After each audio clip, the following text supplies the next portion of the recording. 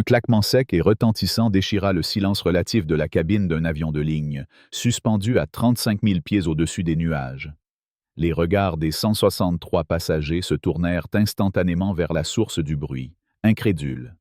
Une femme, se prétendant d'une importance inégalée, venait de franchir une ligne rouge. Elle avait giflé une hôtesse de l'air. Les murmures choqués et les exclamations fusèrent dans la cabine, tandis que l'atmosphère, jusque-là paisible, basculait dans une tension palpable.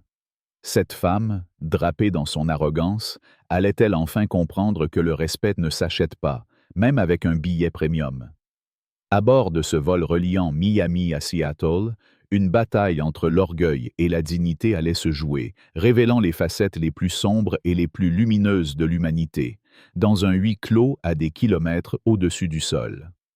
L'aéroport international de Miami vibrait de l'énergie typique d'un grand hub, avec ses annonces incessantes et le balai des voyageurs pressés.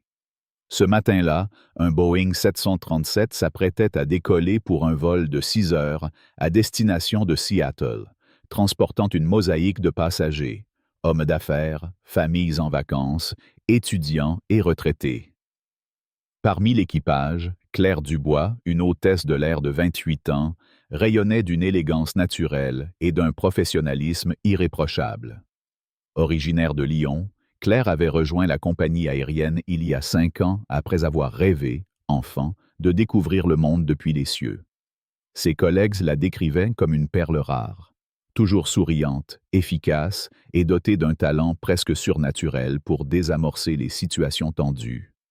Avec ses cheveux châtains impeccablement attachés en chignon et son uniforme bleu marine parfaitement repassé, Claire incarnait cette grâce à la française, mêlant courtoisie et fermeté discrète. Alors que l'embarquement débutait, l'ambiance à bord était légère, presque joyeuse.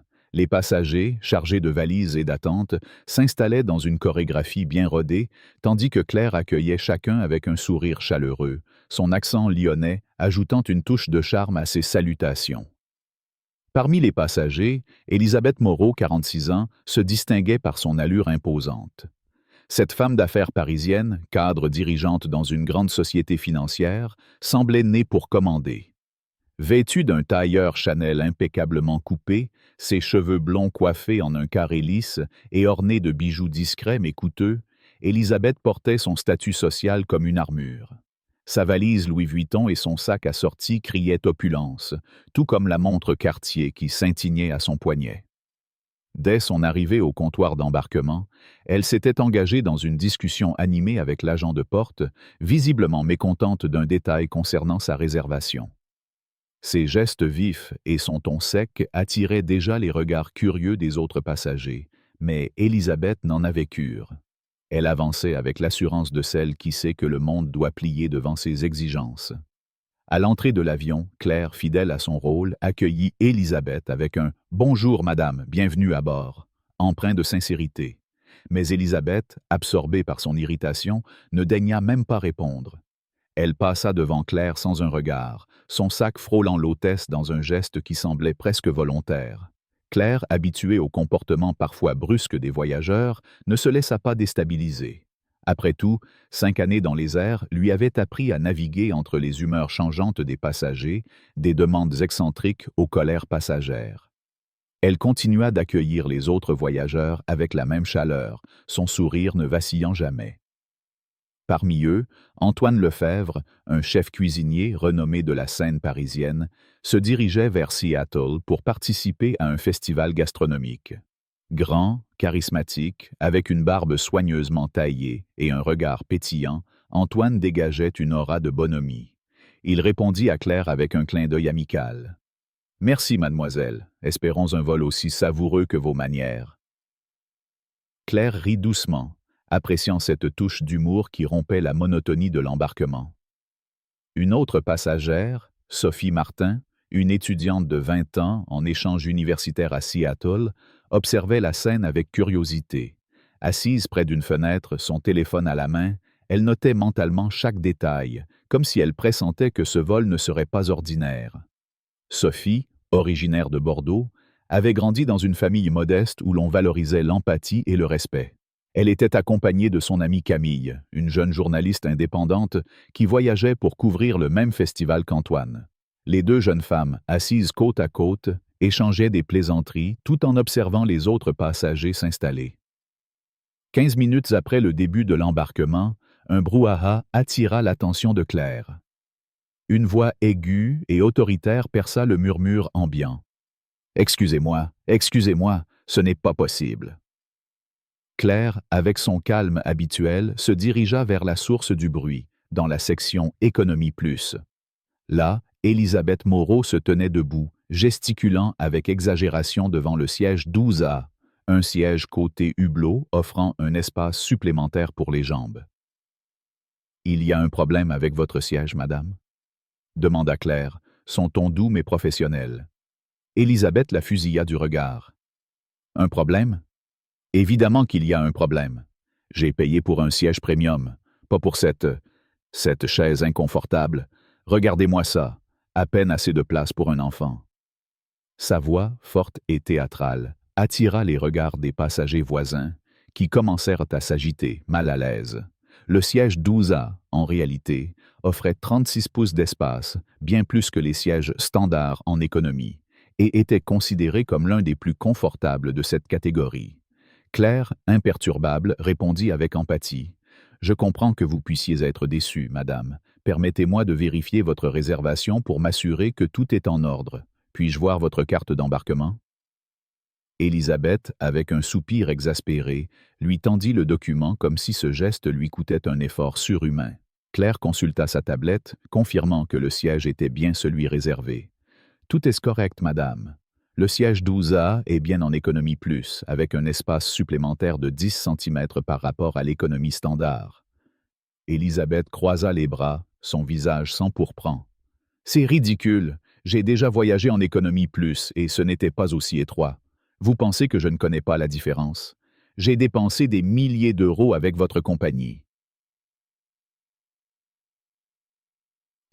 À cet instant, Antoine, assis quelques rangées plus loin, leva les yeux de son magazine culinaire. Avec un sourire narquois, il lança. « Madame, si vous cherchez le luxe d'un palace parisien, il fallait réserver un jet privé. Ici, on est tous dans le même avion. » Quelques rires étouffés parcoururent de la cabine, mais Elisabeth le foudroya du regard. « Je ne vous ai pas adressé la parole, » rétorqua-t-elle sèchement. Antoine haussa les épaules, imperturbable, et retourna à sa lecture. Claire, sentant la tension monter, tenta de désamorcer la situation. « Je suis navré que le siège ne réponde pas à vos attentes, madame. Bien que les places en première classe soient toutes occupées, je peux vous proposer un coussin supplémentaire et une boisson offerte pour rendre votre vol plus agréable. » Elisabeth ricana. « Un coussin? C'est ça votre solution? Vous vous moquez de moi? » Elle se tourna vers les autres passagers, cherchant un soutien. « Vous trouvez ça normal, vous? Une compagnie qui traite ses clients fidèles comme des moins que rien? » Mais son appel tomba à plat. La plupart des passagers évitèrent son regard, certains mettant leurs écouteurs, d'autres secouant la tête en signe de désapprobation. Une femme âgée, assise à côté de son mari, murmura « Les sièges sont très bien, ma chère. Nous sommes parfaitement installés. » Dis, d'où-moi, mon pas bien. Elisabeth, furieuse d'être contredite, se rassit à contre-cœur, rangeant son sac Louis Vuitton sous le siège avec une ostentation marquée, comme pour souligner son inconfort. Claire, toujours professionnelle, fit une note mentale pour signaler l'incident dans le système, tout en continuant d'assister les autres passagers. À ce stade, Sophie, l'étudiante, avait sorti son téléphone et échangeait des messages avec Camille. « Cette femme est incroyable, dans le mauvais sens du terme, » chuchota-t-elle. Camille, avec son instinct de journaliste, répondit « Garde ton téléphone prêt. Quelque chose me dit que ça ne va pas s'arrêter là. » Alors que l'avion décollait et atteignait son altitude de croisière, l'ambiance dans la cabine se détendit légèrement. Les passagers s'installaient, certains ouvrant leurs ordinateurs, d'autres lançant un film sur les écrans intégrés. Mais Elisabeth, dans son siège 12A, ne se calmait pas. Elle appuyait sur le bouton d'appel toutes les quelques minutes, attirant à nouveau l'attention de Claire. Comment puis-je vous aider, madame? Demanda l'hôtesse, son sourire intact, malgré l'agacement perceptible dans l'air. Ce siège est insupportable, déclara Élisabeth, théâtrale. Je suis gelée, et cet espace est à peine suffisant pour respirer. Je devrais être en première classe, pas dans ce placard. Claire, toujours patiente, proposa. Je peux vous apporter une couverture et un coussin pour plus de confort, et peut-être une boisson chaude pour vous réchauffer? Élisabeth leva les yeux au ciel. Une couverture. Vous pensez que ça va compenser le fait que j'ai payé pour un service premium et que je me retrouve ici? À cet instant, un homme d'une trentaine d'années, assis quelques rangées derrière, se pencha légèrement. C'était Julien, un agent de sécurité aérienne en congé qui voyageait incognito. Il observait Élisabeth avec un mélange de curiosité et de méfiance, comme s'il la reconnaissait. En effet, Julien avait déjà croisé Élisabeth lors d'un incident similaire dans un lounge à l'aéroport de Paris-Charles de Gaulle, où elle avait fait une scène pour une histoire de champagne tiède.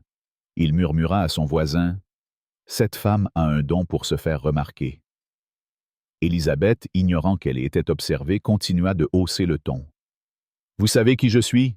Mon entreprise gère des millions pour votre compagnie aérienne. Un coup de fil, et je fais en sorte que vous regrettiez votre attitude. » Claire, impassible, répondit avec une courtoisie inébranlable. « Madame, je comprends votre frustration. Je vais chercher cette couverture immédiatement. Souhaitez-vous autre chose? » Élisabeth, déstabilisée par le calme de Claire, marmonna. « Faites vite. Et je veux parler à votre supérieur. » Alors que Claire s'éloignait, Élisabeth sortit son téléphone, ignorant l'annonce demandant de passer en mode avion. Elle commença à taper furieusement, probablement un courriel de plainte ou un post sur les réseaux sociaux. Sophie, qui observait toujours, chuchota à Camille. « Elle va tweeter quelque chose, je parie. » Camille, les yeux brillants, répondit. « Si elle fait ça, elle va regretter. Les réseaux sociaux ne pardonnent pas. » À cet instant, une nouvelle perturbation éclata. Une famille assise quelques rangées devant Élisabeth, composée d'un couple et de leurs 2 jeunes enfants, commença à attirer son attention. L'un des enfants, un garçon d'environ 4 ans, pleurait doucement, probablement à cause de la pression dans ses oreilles. La mère, une femme élégante d'origine maghrébine, tentait de le calmer avec une patience infinie, lui offrant un jouet et des mots doux en français. Élisabeth, visiblement à bout de nerfs, se leva brusquement, son regard fixé sur la famille. « Pouvez-vous faire taire cet enfant ?»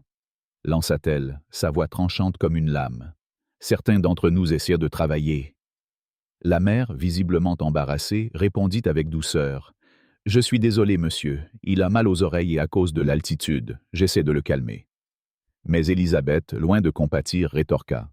« Si vous ne savez pas contrôler vos enfants, vous ne devriez pas voyager. C'est irrespectueux pour tout le monde ici. » Ces mots, lourds d'un sous-entendu discriminatoire, firent tressaillir plusieurs passagers. Antoine, le chef cuisinier, posa son magazine et intervint. « Madame, un peu de compassion ne vous ferait pas de mal. Ce n'est qu'un enfant. » Élisabeth se tourna vers lui, furieuse. « Je ne vous ai pas demandé votre avis, monsieur le cuistot. Occupez-vous de vos casseroles. » Antoine, loin de se laisser intimider, éclata de rire. « Mes casseroles sont plus respectueuses que vous, madame. » Cette remarque déclencha quelques rires étouffés, mais aussi une tension croissante. Claire, alertée par le bruit, revint rapidement. « Tout va bien ici ?» demanda-t-elle, son regard passant de la mère, qui luttait pour retenir ses larmes, à Élisabeth, qui se tenait debout, les poings serrés. « Non, rien ne va !» rétorqua Élisabeth. « Cet avion est un cauchemar, et personne ne fait rien pour gérer ce vacarme. » Claire, avec une maîtrise remarquable, s'adressa à Élisabeth. « Madame, je vous invite à regagner votre siège et à utiliser un langage respectueux. Nous sommes tous ici pour un vol agréable. » Puis, se tournant vers la mère, elle ajouta avec un sourire rassurant. « Ne vous inquiétez pas, madame. Les enfants pleurent parfois, c'est normal. Puis-je vous apporter quelque chose pour aider? » La mère, reconnaissante, hocha la tête, tandis que son fils, calmé par un jouet, commençait à se taire. Élisabeth, furieuse d'être ignorée, marmonna quelque chose d'incompréhensible mais clairement hostile, avant de se rasseoir, son regard lançant des éclairs. À cet instant, Julien, l'agent de sécurité, chuchota à son voisin. « Cette femme est une bombe à retardement. J'ai vu son genre à Paris. Elle pense que son argent lui donne tous les droits. » Sophie, de son côté, avait discrètement commencé à filmer avec son téléphone, sentant que l'incident prenait une tournure dramatique. Camille, à ses côtés, murmura « Ça va devenir viral. Prépare-toi. » Alors que le service à bord commençait, Élisabeth, toujours dans son rôle de victime autoproclamée, semblait prête à faire monter la tension encore plus haut. Ce vol, qui avait débuté sous les meilleurs auspices, s'annonçait désormais comme une épreuve pour tous, et Claire, au cœur de la tempête, allait devoir faire preuve d'une patience hors du commun pour maintenir l'ordre dans les airs. L'atmosphère à bord du vol reliant Miami à Seattle s'était alourdie, comme si les nuages au dehors avaient infiltré la cabine, chargeant l'air d'une tension presque palpable. Claire Dubois, l'hôtesse de l'air lyonnaise, continuait à naviguer entre les rangées avec une grâce imperturbable, malgré l'hostilité croissante d'Élisabeth Moreau, la passagère arrogante qui semblait déterminée à transformer ce voyage en un drame personnel. Alors que l'avion planait à 35 000 pieds, Élisabeth, toujours installée dans son siège 12A, avait décidé de passer à l'offensive. Son téléphone à la main, elle filmait désormais ouvertement, narrant ses griefs dans une tirade théâtrale destinée à un public virtuel. « Voici comment une compagnie aérienne traite ses clients fidèles », proclamait-elle, son ton oscillant entre indignation et mépris. « Ils m'ont relégué dans un siège indigne et maintenant, ils refusent de faire quoi que ce soit pour corriger leur erreur. » Les passagers autour d'elle échangèrent des regards, certains amusés, d'autres exaspérés, mais tous conscients que la situation risquait de dégénérer. Ce qui avait commencé comme une simple plainte sur un siège prenait maintenant des proportions dramatiques, mettant à l'épreuve la patience de Claire et révélant les fractures profondes entre l'ego d'une femme et les valeurs de respect et de dignité chères à la culture française. Le service de boisson venait de commencer, et Claire, accompagnée de son collègue Carlos, un steward d'origine espagnole au sourire désarmant, poussait le chariot dans l'allée centrale. Les passagers, pour la plupart, accueillaient l'offre avec gratitude, commandant des cafés, des jus ou des verres de vin avec une courtoisie typique. Mais lorsqu'ils atteignirent la rangée d'Élisabeth, la situation prit une tournure prévisible. Élisabeth, toujours en train de filmer, refusa de déplacer ses jambes, bloquant l'allée avec une nonchalance calculée. « Excusez-moi, madame, » dit Carlos avec une politesse étudiée. « Pourriez-vous ajuster votre position pour que nous puissions passer avec le chariot? » Élisabeth leva les yeux lentement, comme si la requête était une offense personnelle. « Ajuster ma position ?» répondit-elle, son ton dégoulinant de sarcasme. « Je suis déjà coincé dans ce siège minuscule, et vous voulez que je me contorsionne encore plus? C'est une plaisanterie. » Carlos, formé à gérer les passagers difficiles, conserva son calme. « Juste un léger mouvement, madame, pour que nous puissions servir tout le monde. » Mais Élisabeth, loin de céder, haussa la voix pour s'assurer que toute la cabine l'entende. « C'est scandaleux. D'abord, on me prive de la première classe que j'ai payée.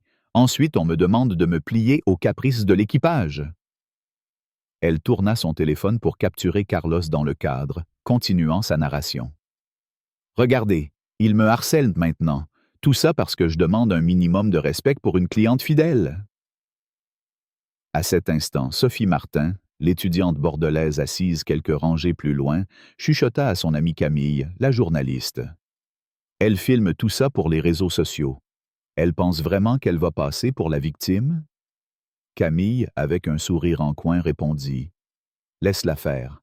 Les réseaux ne sont pas tendres avec ce genre de comportement. » Antoine Lefebvre, le chef cuisinier parisien, observait la scène avec un mélange d'amusement et d'irritation. « Cette femme croit qu'elle est dans un théâtre, » murmura-t-il à son voisin, un homme d'affaires américain qui hocha la tête en riant. « En France, on dirait une caricature sortie d'une comédie de Molière. » Mais l'humour d'Antoine s'évanouit rapidement lorsque Élisabeth, cherchant à rallier du soutien, se tourna à nouveau vers les autres passagers. Vous trouvez ça normal? Lança-t-elle, son regard balayant la cabine. Une compagnie aérienne qui traite ses clients comme des moins que rien, qui laisse des enfants hurler et des hôtesses ignorer les demandes légitimes. Son allusion à la famille maghrébine, dont le petit garçon s'était calmé depuis l'incident précédent, ne passa pas inaperçue. La mère, prénommée Amina, baissa les yeux, visiblement blessée par le ton méprisant d'Élisabeth. Son mari, Karim, serra la main de leur fils, tentant de contenir sa propre colère. Julien, l'agent de sécurité aérienne en congé, fronça les sourcils. Il se pencha vers son voisin et murmura « J'ai vu cette femme à Paris, dans un lounge VIP à Charles de Gaulle. Elle avait fait un scandale parce que son champagne n'était pas assez frais. Elle a menacé de faire licencier tout le personnel. » Son voisin, un retraité français nommé Pierre, hocha la tête. Certaines personnes pensent que l'argent achète tout, même le droit d'humilier les autres. Julien, dont l'expérience dans la sécurité aérienne lui avait appris à repérer les fauteurs de troubles, gardait un œil attentif sur Élisabeth. Il savait que son comportement ne s'arrêterait pas là.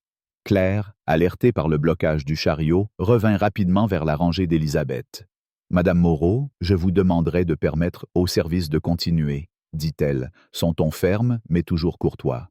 « Et je dois vous rappeler que filmer l'équipage dans un but de harcèlement n'est pas autorisé. Si vous diffusez en direct, cela va à l'encontre des règles de l'avion. » Élisabeth, loin de se calmer, orienta son téléphone vers Claire, son visage s'illuminant d'une indignation feinte. « Oh, maintenant on m'accuse de harcèlement ?» s'exclama-t-elle, sa voix montant d'un cran. « Voici l'hôtesse qui me persécute depuis le début de ce vol. Et tout ça parce que je ne corresponds pas à son idée des passagers qu'elle préfère servir. » Cette dernière phrase, lourde d'un sous-entendu racial, fit tressaillir plusieurs passagers. Amina, la mère de famille, releva la tête, ses yeux brillants de larmes contenues. « C'est inacceptable, » murmura-t-elle à son mari. Antoine, n'y tenant plus, intervint à nouveau. « Madame, vous dépassez les bornes. Cette hôtesse fait son travail, et vous insultez tout le monde, y compris cette famille qui n'a rien fait. » Il pointa du doigt Amina et Karim, qui semblaient touchés par ce soutien inattendu. Élisabeth, rouge de colère, rétorqua. « Je ne vous parle pas, monsieur. Retournez à vos fourneaux. » Mais cette fois, son attaque ne fit qu'attiser la colère des autres passagers. Sophie, qui filmait discrètement depuis son siège, chuchota à Camille. « Elle vient de faire une grosse erreur. » Camille, les yeux rivés sur son propre téléphone, répondit. « Ça va exploser sur Twitter. Justice pour Claire, tu verras. »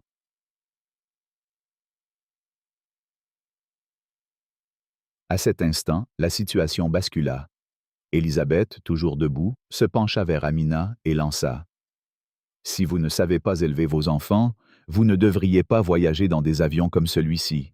C'est une question de respect pour les autres. » Le mot « comme celui-ci » résonna comme une insulte à peine voilée, visant clairement l'origine ethnique de la famille.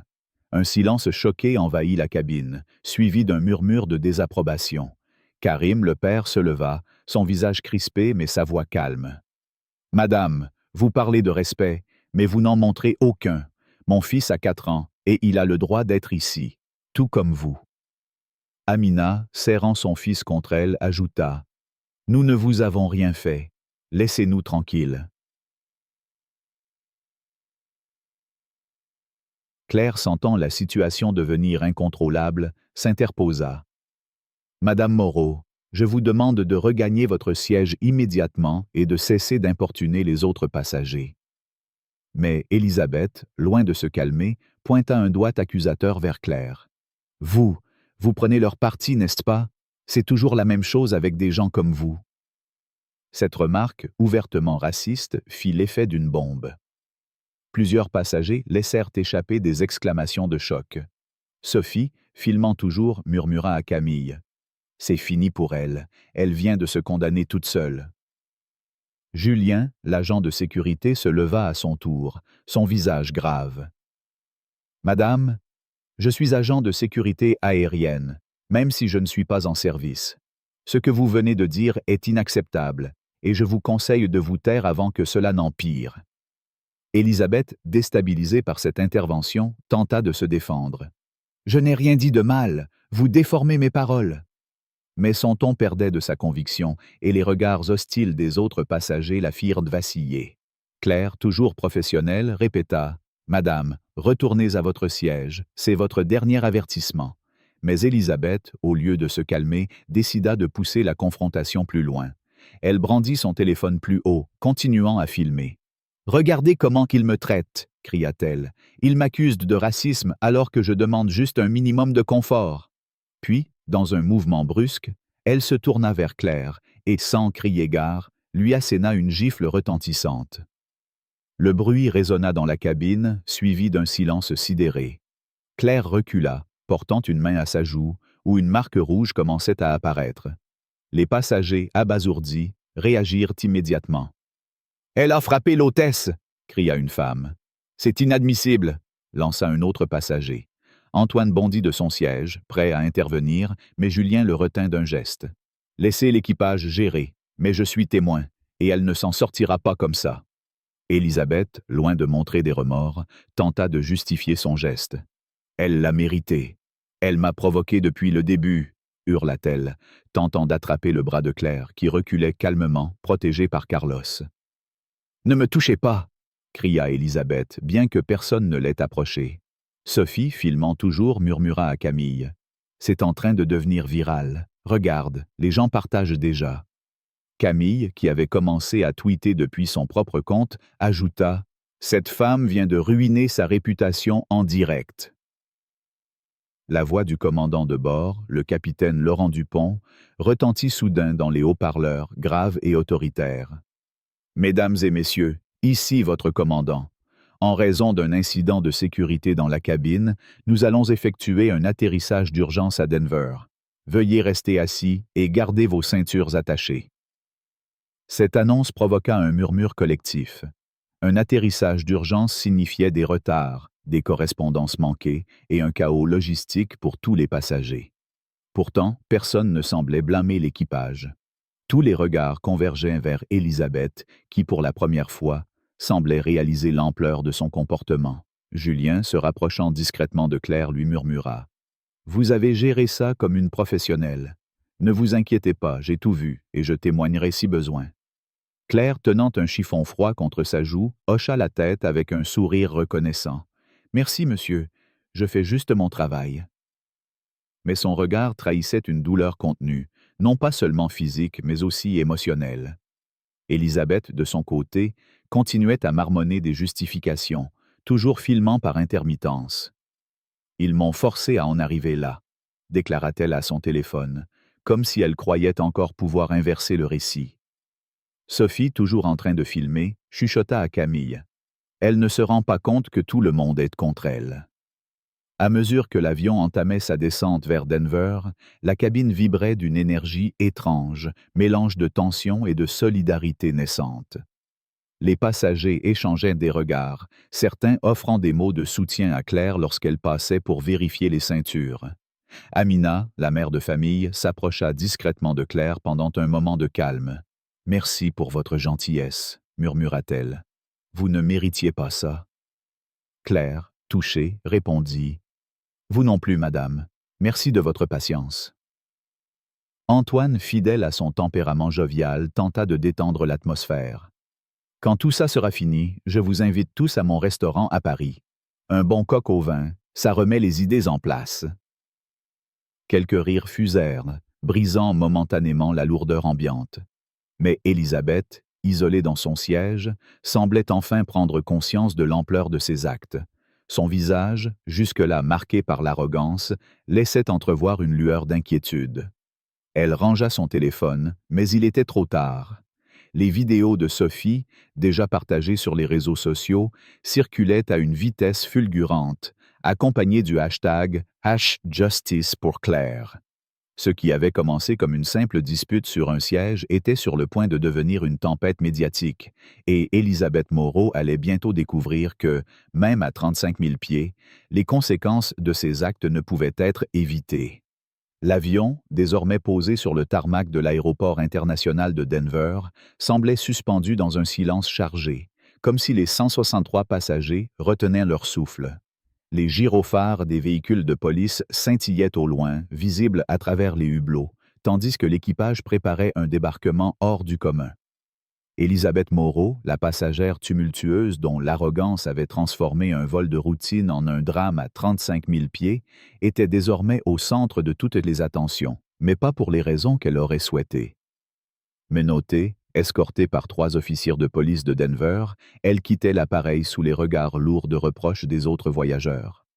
Claire Dubois, l'hôtesse de l'air lyonnaise qui avait enduré son attaque avec une dignité remarquable, se tenait à l'avant de la cabine, un compresse-froid contre sa joue rougie, supervisant le débarquement avec un professionnalisme inébranlable. Dans cette épreuve, où l'orgueil d'une femme s'était heurté à la patience d'une autre, une vérité universelle émergeait. En France comme ailleurs, le respect et la solidarité triomphent toujours face à l'injustice. Ce chapitre final, marqué par la justice et les répercussions, allait révéler comment un incident à bord d'un avion pouvait changer des vies, redessiner des destins et rappeler à tous l'importance des valeurs humaines. Alors que les officiers escortaient Élisabeth vers la passerelle, un tonnerre d'applaudissements spontanés éclata dans la cabine. Ce n'était pas une célébration triomphale, mais une expression collective de soulagement et de soutien à Claire, dont la retenue face à l'agression avait impressionné tous les témoins. Sophie Martin, l'étudiante bordelaise qui avait filmé l'incident, chuchota à son amie Camille, la journaliste. « C'est comme une scène de film, tout le monde est avec elle. » Camille, déjà en train de rédiger un brouillon d'article sur son téléphone, répondit « Ce n'est que le début. Cette histoire va faire le tour du monde. » En effet, les vidéos de Sophie, partagées sur Twitter avec le hashtag #Justice pour Claire, avaient déjà accumulé des dizaines de milliers de vues en l'espace de quelques minutes. Les réseaux sociaux, impitoyables dans leur rapidité, transformaient Élisabeth en une figure de l'arrogance publique, tandis que Claire devenait un symbole de grâce sous pression. Le capitaine Laurent Dupont, un vétéran de l'aviation au visage marqué par des années de responsabilité, fit une apparition rare dans la cabine. Habituellement confiné au cockpit, il avait pris la décision inhabituelle de s'adresser directement aux passagers après avoir visionné les images de l'incident transmises par l'équipage.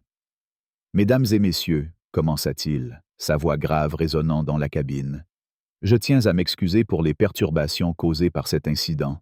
La sécurité et le bien-être de nos passagers et de notre équipage sont ma priorité absolue.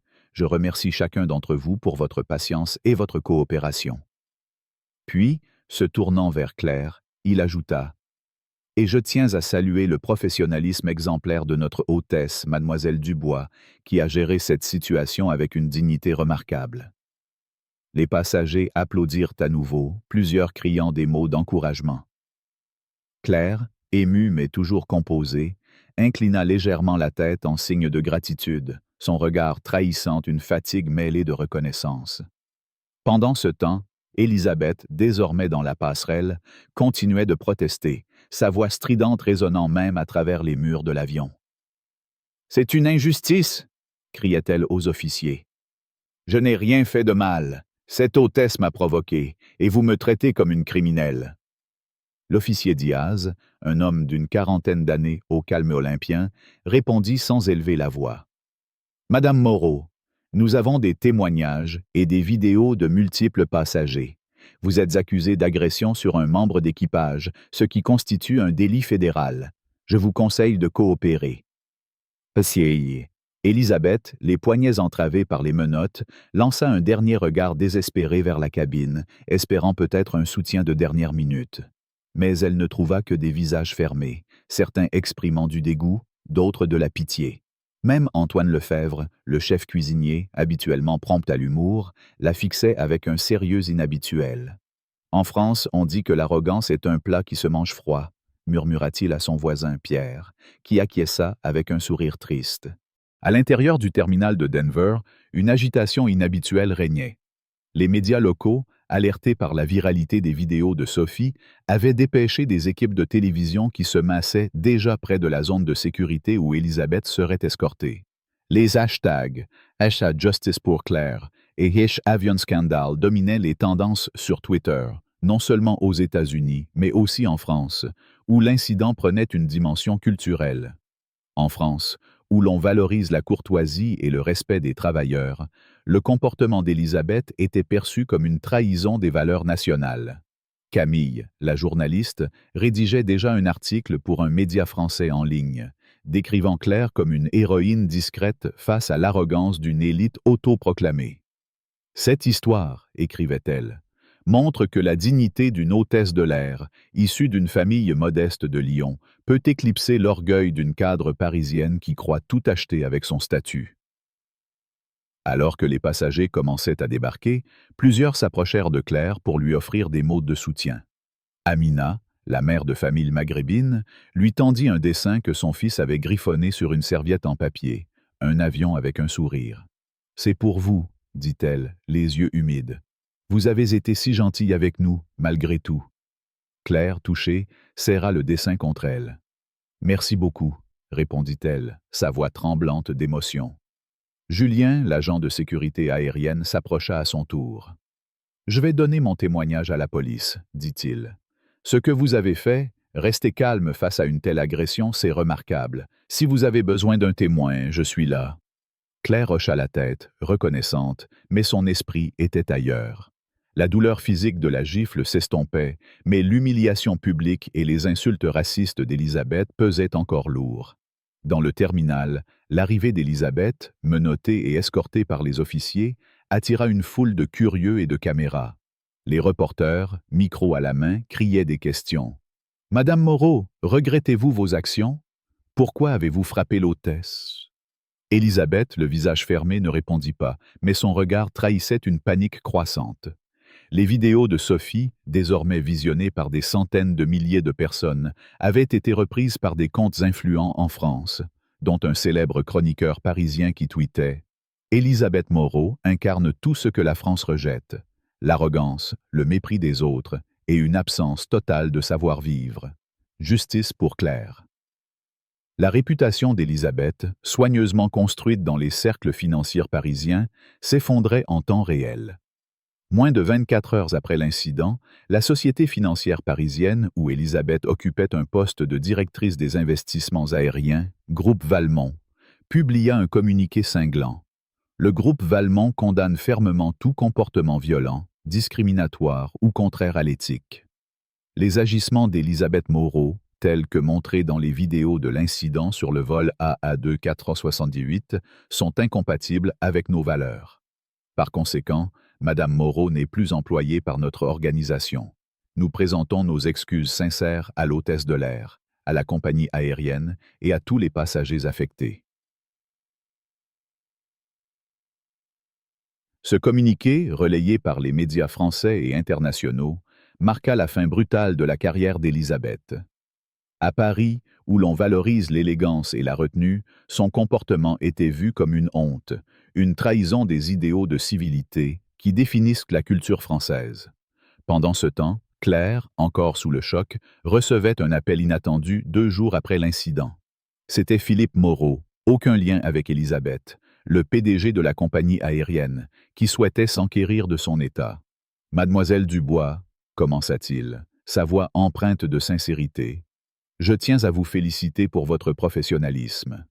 J'ai reçu des dizaines de lettres de passagers louant votre calme et votre dignité face à une situation intolérable.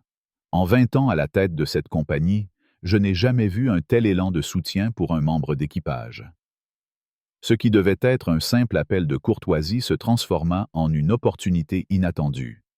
Philippe proposa à Claire une promotion au poste de formatrice senior pour l'équipage de cabine, un rôle offrant un salaire 35% plus élevé et des horaires plus stables, un changement de vie pour cette mère célibataire qui jonglait depuis des années avec les contraintes des vols long courriers. « Ce serait un honneur de vous avoir dans ce rôle », ajouta-t-il. Claire, émue, accepta avec gratitude, voyant dans cette offre une chance de construire un avenir plus stable pour sa fille, Élise. La compagnie aérienne, consciente de l'impact médiatique de l'incident, annonça la promotion de Claire 1 semaine plus tard, en même temps qu'un renforcement de ses politiques de protection des équipages et de conduite des passagers. Le communiqué, accompagné d'une photo de Claire souriant modestement, devint le post le plus partagé de l'année sur les réseaux sociaux de la compagnie. En France, où l'on célèbre les héros discrets, Claire devint une figure d'inspiration, une femme ordinaire qui, par sa patience et sa dignité, avait triomphé d'une injustice publique. Camille, la journaliste présente sur le vol, publia un article poignant dans un grand quotidien français, intitulé « Claire Dubois, la dignité dans les cieux ». L'article, qui décrivait Claire comme une représentante des valeurs françaises de respect et de résilience, fut repris par plusieurs médias internationaux, faisant de l'hôtesse une héroïne improbable. Mais l'élan de solidarité ne s'arrêta pas là. Pierre et Marie, le couple de retraités français qui avaient observé l'incident depuis leur siège, lança une collecte en ligne intitulée « Solidarité avec Claire ». Leur objectif initial était modeste, offrir un geste d'appréciation à l'hôtesse qui avait su garder son sang-froid. Mais la campagne, relayée par les réseaux sociaux et les médias, prit une ampleur inattendue. En 10 jours, plus de 40 000 personnes, en France et à l'étranger, avaient contribué, amassant 180 000 $. Cette somme permit à Claire de créer un fonds d'éducation pour sa fille Élise et de faire un acompte pour une petite maison à Lyon, réalisant ainsi son rêve de quitter le marché locatif qui avait englouti une grande partie de son salaire. Lors d'une interview avec un journal local lyonnais, Claire, fidèle à son humilité, déclara « Je n'ai fait que mon travail. Les vrais héros sont les passagers qui ont pris ma défense, qui ont refusé de laisser l'intimidation l'emporter. » Un moment particulièrement émouvant survint lorsque Amina et Karim, la famille maghrébine, contactèrent Claire par l'intermédiaire de la compagnie aérienne. Ils lui envoyèrent une lettre manuscrite accompagnée d'un bracelet traditionnel en argent, un cadeau de leur famille. « Vous nous avez défendus quand nous étions vulnérables », écrivait Amina. « En France, on dit que la solidarité est plus forte que la haine, et vous l'avez prouvé. » Claire, en lisant la lettre, ne put retenir ses larmes. Ce geste, simple mais profondément humain, incarnait les valeurs de fraternité qu'elle chérissait. L'incident du vol AA2478 devint un cas d'école, non seulement dans l'aviation, mais aussi dans la société française, où il alimenta des débats sur le respect des travailleurs et la lutte contre les discriminations. Les vidéos de Sophie furent utilisées dans des formations pour les équipages aériens, illustrant comment gérer les passagers difficiles tout en restant fidèle à son éthique. Camille, quant à elle, transforma son article en un livre, Les héros du ciel, qui racontait l'histoire de Claire et d'autres travailleurs de l'ombre confrontés à l'adversité. En France, où l'on valorise les récits de résilience et de justice, le livre devint un succès discret, inspirant des discussions dans les écoles et les entreprises sur l'importance du respect mutuel. Pour Élisabeth, les conséquences furent aussi rapides que dévastatrices. Outre sa destitution par le groupe Valmont, elle fit face à des accusations criminelles pour agression sur un membre d'équipage, un délit fédéral aux États-Unis. Lors de son audience préliminaire, les témoignages des passagers, y compris ceux de Julien, Antoine, Sophie et Amina, ainsi que les vidéos accablantes, ne laissèrent aucune chance à sa défense. Élisabeth, autrefois habituée à naviguer dans les cercles de pouvoir parisiens, se retrouva isolée, son nom devenu synonyme de scandale. En France, où le savoir-vivre est une valeur cardinale, son comportement fut dénoncé comme une trahison des idéaux de civilité et d'élégance. Alors que l'avion repartait de Denver pour Seattle, Claire, bien que physiquement marquée par la gifle, retrouva son sourire. Elle passa parmi les passagers, remerciant chacun pour leur soutien. Antoine, fidèle à sa promesse, lui glissa sa carte de visite. « Quand vous serez à Paris, venez au restaurant. Le dîner est pour moi. » Sophie et Camille, de leur côté, promirent de rester en contact, leur amitié forgée dans l'épreuve du vol. Pierre et Marie, le couple de retraités, serrèrent de la main de Claire avant de descendre, lui disant « Vous êtes la France dont nous sommes fiers. » L'histoire de Claire Dubois et du vol AA2478 resta gravée dans les mémoires comme un rappel puissant des valeurs françaises, la dignité, la solidarité et le respect. Dans un monde connecté, où chaque acte peut être capturé et partagé en un instant, elle montra que la justice, bien que parfois lente, finit toujours par triompher. Et pour Claire, ce qui aurait pu être un traumatisme devint une opportunité, non seulement de changer sa vie, mais aussi d'inspirer des milliers d'autres à défendre ce qui est juste, dans les cieux comme sur terre.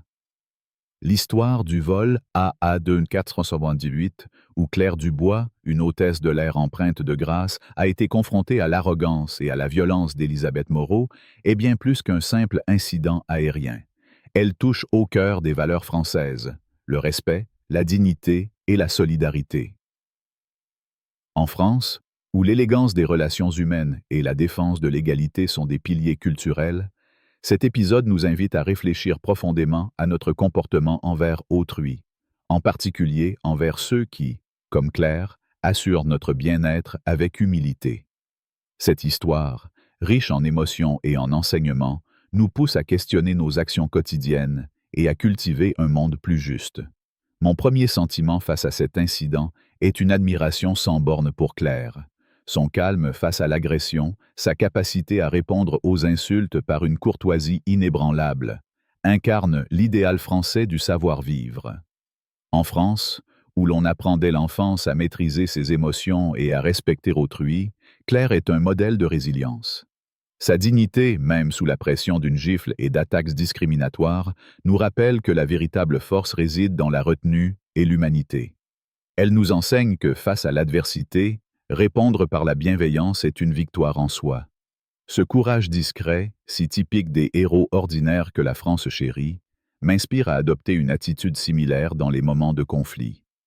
À l'opposé, le comportement d'Élisabeth Moreau suscite une profonde indignation. Son mépris pour Claire, ses remarques racistes envers la famille d'Amina et son arrogance autoproclamée trahissent une vision du monde où le statut social primerait sur l'humanité. En France, où la devise « liberté, égalité, fraternité » guide l'esprit collectif, de tels actes sont une offense. Élisabeth, avec son tailleur Chanel et ses airs de supériorité, incarne un élitisme rejeté par une société qui valorise l'égalité des droits. Sa chute, licenciement, accusation criminelle et opprobre public est une leçon implacable. Nul n'est au-dessus des règles du respect. Cette issue me rappelle que l'arrogance, si séduisante soit-elle à court terme, mène inévitablement à l'isolement. Une leçon centrale de cette histoire est le pouvoir de la solidarité. Les passagers, Antoine avec son franc-parler, Sophie avec ses vidéos, Julien avec son témoignage, ont formé un rempart contre l'injustice. Leur refus de rester passif face au comportement d'Élisabeth illustre une valeur française fondamentale, la responsabilité collective. En France, où les mouvements citoyens et les manifestations sont une tradition, cette solidarité spontanée est un rappel que chacun de nous peut changer le cours des choses en prenant position. La collecte de fonds pour Claire, initiée par Pierre et Marie, montre également que la générosité peut transformer une épreuve en espoir. Ces actes, grands et petits, m'incitent à m'impliquer davantage dans ma communauté, à soutenir ceux qui sont injustement traités, que ce soit par un geste ou une parole. Dans ma vie quotidienne, cette histoire m'encourage à pratiquer l'empathie et la patience, surtout envers les travailleurs de l'ombre, chauffeurs, caissiers, agents d'entretien, qui, comme Claire, méritent notre gratitude. Elle me pousse à m'opposer fermement aux comportements discriminatoires, même dans des contextes anodins, car, comme l'a montré Élisabeth, une parole blessante peut avoir des conséquences dévastatrices. En France, où les débats sur l'inclusion sont vifs, cette histoire nous rappelle que le respect commence par des interactions quotidiennes.